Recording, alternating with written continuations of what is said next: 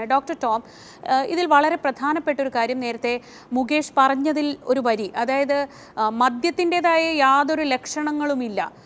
അതൊരു പ്രധാനപ്പെട്ട കാരണമാണോ? അല്ലെങ്കിൽ തന്നെ ഇപ്പോൾ കഴിഞ്ഞ കുറേ നാളുകളായി വാർത്തയിൽ നിരന്തരം വരുന്നൊരു വാർത്ത, ഒരു മാധ്യമപ്രവർത്തക എന്ന നിലയിൽ ഞാനൊക്കെ ശ്രദ്ധിക്കുന്നത് കഞ്ചാവ് പിടികൂടുന്നത് വളരെ കൂടിയിരിക്കുന്നു. കഞ്ചാവിൻ്റെ ഉപയോഗിക്കുന്നുണ്ടോ എന്ന് എനിക്കറിയില്ല, പക്ഷേ കഞ്ചാവ് കേരളത്തിലേക്ക് എത്തുന്നത് വലിയ രീതിയിൽ കൂടുന്നു.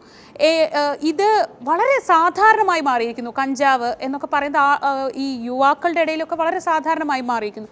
അങ്ങനെ ഒരു ട്രെൻഡ് ചേഞ്ച്, ഈ മദ്യത്തിൽ നിന്നൊക്കെ മാറി ഇങ്ങനെ ഒരു ട്രെൻഡ് ചേഞ്ച് ഉണ്ടോ ലഹരിയുടെ കാര്യത്തിൽ? വളരെയധികം കൂടുതലായിട്ട് കാണുന്ന ഒരു സംഭവമാണ് ഇപ്പോൾ പറഞ്ഞിരിക്കുന്നത്. അപ്പം നമുക്ക് സർവേകളിലൊക്കെ അത് കണ്ടുപിടിക്കാൻ ഭയങ്കര ബുദ്ധിമുട്ടാണ്. കാരണം സർവേകളിലൊക്കെ വരുന്ന സമയത്ത് ഇപ്പം നമുക്ക് പ്രമേഹം ഉണ്ടെന്ന് പറയുന്ന പോലെ ആരും ലഹരി ഉപയോഗത്തിനെ കുറിച്ച് തുറന്നു പറയില്ല. എങ്കിൽ പോലും 2019 സർവേ പ്രകാരം നമ്മുടെ ഇന്ത്യൻ സമൂഹത്തിൽ 3% ആളുകൾ കഞ്ചാവ് ഉപയോഗിക്കുന്നു എന്നാണ് കണ്ടെത്തിയത്. അപ്പോൾ ശരിയായിട്ടുള്ള അതിൻ്റെ സത്യാവസ്ഥ ഈ 3%-നെക്കാളൊക്കെ എത്രയോ കൂടുതലാവാനാണ് സാധ്യത. പിന്നെ കൂടുതലായിട്ട് നമ്മൾ കാണുന്നത്, ഒരു സൈക്യാട്രിസ്റ്റ് എന്നുള്ള രീതിയിൽ ഞാൻ കാണുന്നത്, കഞ്ചാവ് ഉപയോഗിക്കുകയും അതിൻ്റെ ഭാഗമായിട്ടുള്ള മാനസിക രോഗങ്ങൾ, വളരെ ഗൗരവമേറിയ ചിത്തഭ്രമം അല്ലെങ്കിൽ സ്കിസോഫ്രീനിയ, സൈക്കോസിസ് എന്നൊക്കെ പറഞ്ഞിട്ടുള്ള മാനസിക രോഗങ്ങളായിട്ട് നമ്മുടെ അടുത്തേക്ക് വരുന്ന ആൺകുട്ടികളും പെൺകുട്ടികളും ഉൾപ്പെടെയുള്ള ആളുകളെയാണ്. അപ്പം അവരോട് നമ്മൾ സംസാരിക്കുന്ന സമയത്ത് അവരോട് ചോദിക്കുകയാണെങ്കിൽ അവർ പറയും, അപ്പം സിഗരറ്റ് വലിച്ചാൽ എന്ത് സംഭവിക്കും? അപ്പം ശ്വാസകോശത്തിൽ ക്യാൻസർ വരും. മദ്യം കഴിച്ചാൽ എന്ത് സംഭവിക്കും? ലിവറിന്, കരളിന് പ്രശ്നങ്ങൾ വരും. അപ്പോൾ കഞ്ചാവ് വലിച്ചാൽ എന്ത് സംഭവിക്കും എന്ന് ചോദിച്ചു കഴിഞ്ഞാൽ ആർക്കും ഉത്തരം പറയാനില്ല. കഞ്ചാവ് വലിച്ചാൽ കുഴപ്പമൊന്നുമില്ല എന്നുള്ളതാണ് ഞാൻ കേട്ടിട്ടുള്ളതെന്നുള്ളതാണ്. അപ്പോൾ പൊതുവേ നമ്മുടെ യുവാക്കളുടെ ഇടയിലും കുട്ടികളുടെ ഇടയിലും കഞ്ചാവ് കുഴപ്പമില്ലാത്തൊരു സംഭവമാണ് എന്നുള്ള തെറ്റായിട്ടുള്ള ധാരണ ഉള്ളതുകൊണ്ടാണ് കുറേ ആളുകൾ കഞ്ചാവിലേക്ക് പോകുന്നത്. ഈ കഞ്ചാവിന്റെ ചെറിയ രീതിയിലുള്ള ഉപയോഗമാണല്ലോ പിന്നീട് ഇതൊരു അഡിക്ഷനിലേക്ക് പോകുന്നത്. ആദ്യമൊക്കെ രസത്തിനായിരിക്കും, ഒരു ട്രിപ്പിനിടയിലായിരിക്കും, വളരെ അല്ലെങ്കിൽ ഇതുപോലെ ഒരു പാർട്ടിക്കിടയിലായിരിക്കും ആദ്യത്തെ ഒരു ഉപയോഗം ഉണ്ടാവുന്നത്. ഇത് ഒരു അഡിക്ഷനായി മാറിയാൽ വരാനുള്ള, അതൊരു പക്ഷേ ഇത് കണ്ടുകൊണ്ടിരിക്കുന്നവർക്ക് കൂടി ഒരു ഇൻഫർമേഷനാണ്, എന്തൊക്കെ പ്രത്യാഘാതങ്ങൾ ഉണ്ടാകും? ഓക്കെ, അപ്പം നമ്മുടെ തലച്ചോറ് പ്രധാനമായിട്ടും ഒരു 10-12 വയസ്സാകുമ്പോഴേക്കും മുഴുവനായിട്ട് വളരും.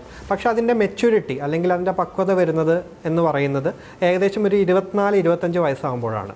അപ്പോൾ അതുവരെ ആക്ച്വലി നമ്മുടെ തലച്ചോറിൽ വളരെ ഇമ്പോർട്ടൻ്റ് ആയിട്ടുള്ള ഒരു പ്രക്രിയ നടക്കുന്നുണ്ട്.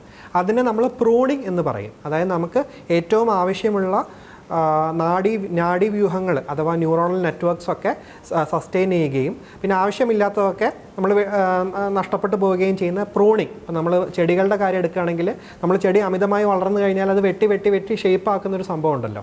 അപ്പോൾ അതേ മെക്കാനിസമാണ് തലച്ചോറിൽ നടക്കുന്നത്.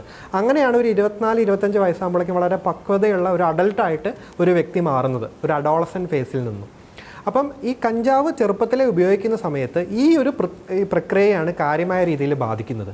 അതുകൊണ്ട് തന്നെ തലച്ചോറിൻ്റെ വളർച്ചയെ ബാധിക്കുകയും, ഇപ്പോൾ ഉദാഹരണത്തിന് പല രോഗികളും കഞ്ചാവ് ഇപ്പം ചെറുപ്പത്തിൽ ഒരു 10 വർഷം മുമ്പ് വലിച്ച രോഗികൾ വരെ ഇപ്പം എൻ്റെ അടുത്ത് വന്ന് പറയുന്നുണ്ട്, എനിക്ക് ശ്രദ്ധ കിട്ടുന്നില്ല, പല കാര്യത്തിലും പ്രശ്നങ്ങളാണ്, ഞാൻ കോളേജിൽ പഠിക്കുന്ന സമയത്ത് കഞ്ചാവ് വലിച്ചിരുന്നു, ഇപ്പം എനിക്ക് ശ്രദ്ധ കിട്ടുന്നില്ല എന്നുള്ള പല കംപ്ലൈൻറ്റുകൾ ഉണ്ടായിട്ടുണ്ട്. അതുകൂടാതെ ഈ തലച്ചോറിൻ്റെ ഘടനയിലുള്ള വ്യത്യാസങ്ങളനുസരിച്ച്, പ്രത്യേകിച്ചും പാരമ്പര്യമായിട്ടും മാനസിക രോഗങ്ങളുള്ള കുടുംബങ്ങളാണെങ്കിൽ ഈ അസുഖങ്ങൾ, പ്രത്യേകിച്ചും ചിത്തഭ്രമം എന്നുള്ള അസുഖം പുറത്തു വരാനുള്ള സാധ്യത വളരെ കൂടുതലാണ്. അത് വന്നു കഴിഞ്ഞാൽ പല ആളുകളിലും കഞ്ചാവ് പിന്നെ നിർത്തിക്കഴിഞ്ഞാൽ പോലും ആ അസുഖം മാറാതിരിക്കുകയും പിന്നെ കുറേ കാലത്തേക്ക് ചില ആളുകളിൽ ലൈഫ് ലോങ് തന്നെ മരുന്ന് കഴിക്കേണ്ട ഒരു സാഹചര്യം വരികയാണ്.